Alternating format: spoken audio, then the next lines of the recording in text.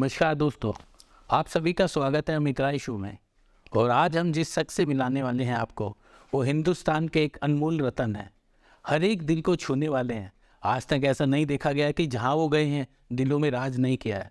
पद्मश्री श्री अनूप जलोटा जी से आज आपकी मुलाकात कराने वाले हैं और उनका स्वागत करते हैं हम शो में। बहुत बहुत धन्यवाद, बहुत धन्यवाद।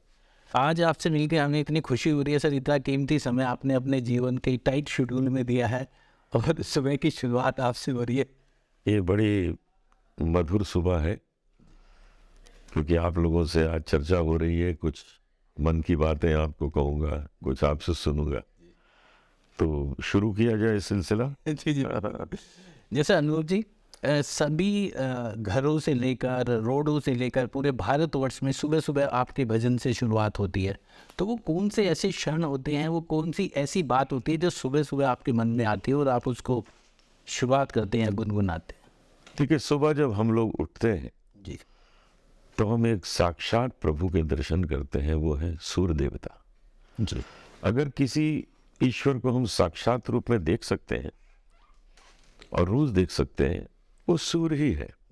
उन्हीं से ऊर्जा उत्पन्न होती है और ये संसार चलता है। एक दिन सूर्य न उगे तो मुसीबत हो जाए। जी जी तो ईश्वर रोज आते हैं, हम सबको दर्शन देते हैं। जी तो क्योंकि ईश्वर रोज आते हैं जी। तो सुबह सुबह ईश्वर के भजन भी रोज आ जाते हैं। हाँ क्योंकि उस वक्त और कुछ सुनने का मन ही नहीं होता, जी। क्योंकि उस वक्त भगवान दर्शन देते हैं सबको। तो उस वक्त सबके मन में भक्ति भावना ही जागृत रहती है और किसी के भी भजन सुने जाए। आवश्यक नहीं है कि मेरे ही सुने जाए। उस वक्त मेरे पिताजी के भजन सुने जाते हैं, हरिओम शरण जी के, लता जी के, भीमसेन जोशी जी के, पंडित जसराज जी के, ओमकार नाथ ठाकुर जी के, डी.वी. पलुस्कर जी के, एम.एस. सुब्बलक्ष्मी जी के। न जाने कितने ऐसे महान कलाकार हैं जिनके भजन लोग सुनते हैं। कभी कभी मेरे भी सुनते हैं।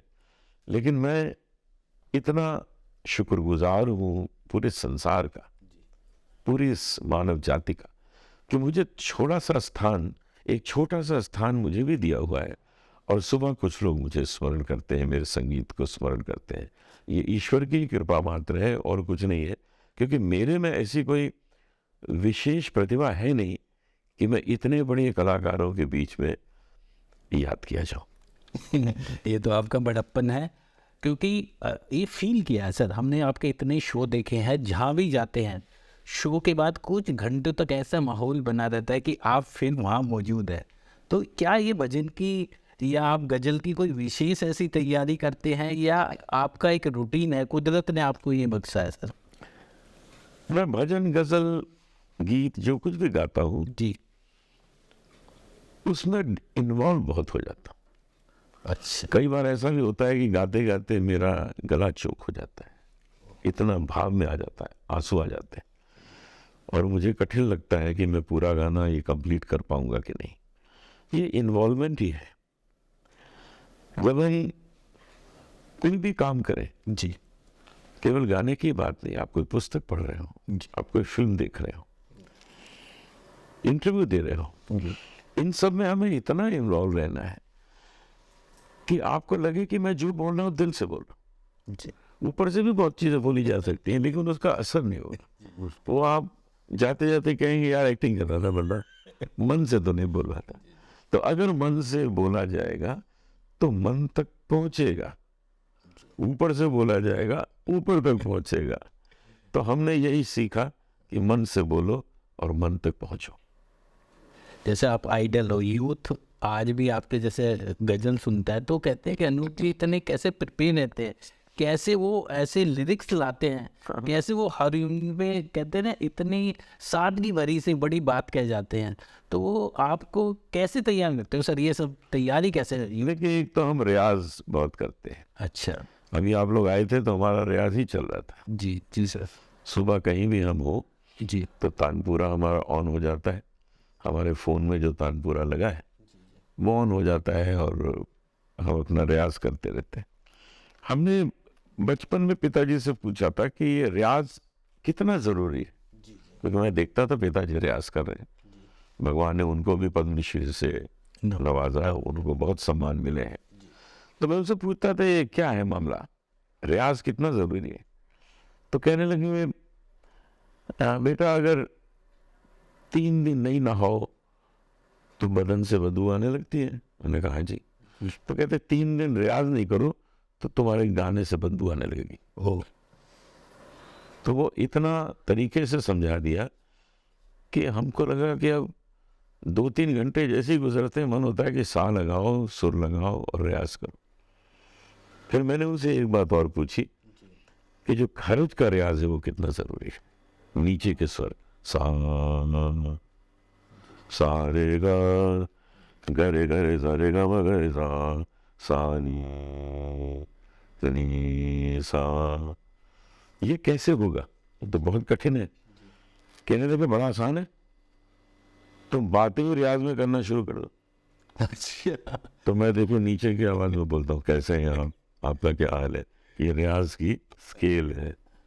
जैसे आप बोल रहे हैं कैसे हो जी, क्या हाल है जी, मैं बोल रहा हूँ मैं ठीक हूँ जी, मैं बिल्कुल ठीक हूँ। तो रियाज हमारा और हमारी बातचीत ये दोनों खरज में होने लगे, तो हमारा जो खरज है वो स्ट्रॉन्ग हो गया। बहुत बढ़िया सर। जैसे आपको तो ये संगीत विरासत में मिला है, जैसे आपके फादर इतने बड़े संगीतकार थे और वो एक तेरा खानदान चला रहा था, तो उसको लेके जैसे आपके तो काफ़ी भाई बहन हैं, आप बड़ा परिवार है, उसमें आपके ऊपर ज़्यादा प्रेशर था या आपका खुद से ऐसा मन था इसमें मैं आऊँ और सीखूँ? विरासत में सबको मिलता है। वैसे कोई राजा है, जी उसके 4 बेटे, जी तो उसका राजपाट जो है वो 4 हिस्सों में उनको मिल जाता है। चारों बच्चे उसको अच्छी तरह चलाते हैं। कोई उसको बढ़ा देता है, कोई उसको घटा देता है, कोई बिल्कुल बर्बाद कर देता है और कोई हंगामा कर देता है। हाँ? लेकिन पिता ने अपनी विरासत में तो चारों को दे दिया। हमारे पिताजी ने जो अपना संगीत है वो सब बच्चों में दिया। मेरी 2 बहनें हैं, वो भी बड़ा अच्छा गाती हैं, प्रेम से गाती हैं। मेरे 2 भाई हैं, उनमें भी संगीत बहुत अच्छा है। लेकिन विरासत मिलने के बाद उसको जो चमकाने वाली बात होती है, उस हीरे को जो चमकाना है उसके पीछे मैं पड़ गया। मैंने कहा विरासत तो मिल गई है लेकिन हम विरासत को जरा आगे बढ़ाएंगे, और हम इसके पीछे पड़ गए। बहुत मेहनत करते हैं, नई नई राग सीखते हैं, संगीत का अभ्यास भी करते हैं, दूसरों को सुनते भी हैं, अपने से बड़े कलाकारों को सुनते भी हैं। सुनने से भी बहुत कुछ आता है। तो हमारे पिताजी ने हमको दिया है, हमको सिखाया है, और उनकी मेहनत से, उनके आशीर्वाद से और हमारी मेहनत से हमने इस हीरे को चमकाकर आपके समक्ष प्रस्तुत कर दिया है। तभी आज भारत के अनमोल रत्न है, ईश्वर की कृपा है। हृदय सम्राट। मैंने एक आज से ये करा है, क्योंकि जहाँ भी जाएंगे हम हृदय सम्राट भी आपको ये लोग वान जाने और कहें। भगवान की कृपा।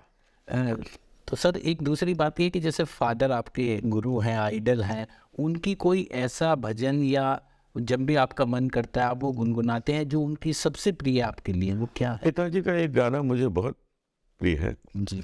क्रोध न छोड़ा, झूठ न छोड़ा, सत्य वचन क्यों छोड़ दिया, कौड़ी को तो खूब संभाला, लाल रतन क्यों छोड़ दिया। क्या शिक्षाओं से भरा हुआ है। तो वो जो कुछ गाते थे उसमें शिक्षा होती थी, आनंद सर, शब्दों में ऐसा है कि सुनते रहे। शिक्षा होती। नहीं, बहुत बढ़िया सर। तो आपने एक थोड़ा पर्सनल सवाल है सर आपसे, कि जैसे आपका इतना बिजी शेड्यूल रहता है सर, तो आपने अचानक कुछ समय पहले बिग बॉस के लिए इतना समय कैसे निकाला? क्या सोच के सर आपने सोचा कि मुझे जाना चाहिए था? मैं बहुत दिन से सोच रहा था कि मुझे कुछ हॉलीडे लेना है। अच्छा। तो मैंने वो पता लगा, मैंने सोचा स्विट्जरलैंड जाता हूँ 1 महीने के लिए। तो स्विट्जरलैंड आना जाना रहना सब खर्चा जो था कुछ 10 लाख रुपए का आ रहा था। और बिग बॉस ने हमको कहा कि हम आपको पैसे भी बहुत देंगे और 1.5 महीने की छुट्टी देंगे। तो हमको पेड हॉलीडे मिला अच्छा सर। कि 1.5 महीने हमने खूब मस्ती की। जी। वहाँ पर अपने आप खाना बनाना, योगा, अपने आप सफाई करना, जो जैसे हम लोग पहले रहा करते थे बचपन में, सब खुद करते थे, तो वो हमको करने का मौका मिला। और 1.5 महीने की छुट्टी मिल गई दुनिया से दूर, और पैसे भी उन्होंने बहुत अच्छे दिए। तो था मेरा तो पेड हॉलीडे हो गया, हम सोच रहे थे स्विट्जरलैंड नहीं जाना पड़ा। एक अच्छा समय, बहुत एक अच्छा, आनंदित बहुत रहा। चलो बहुत बढ़िया सर। क्या अनूप जलोटा को सर कभी जीवन में बचपन में ऐसा रहा कि उन्होंने भूतों में या कभी किसी चीज से डर लगा है सर? कभी ऐसा लगता है आपको? भूत प्रेत जो है वो कहानियां बड़ी इंटरेस्टिंग होती हैं, हमको तो बड़ा मजा आता है सुनने में। ऐसे भूत प्रेत की फिल्में देखने में भी बड़ा मजा आता है। एक बार 2 आदमी ट्रेन में बैठे थे, तो एक ने दूसरे से पूछा कि आपको भूत प्रेत पर विश्वास है? तो सामने वाला कहता नहीं है। तो वो बोला मुझे भी नहीं है, और वो गायब हो गया।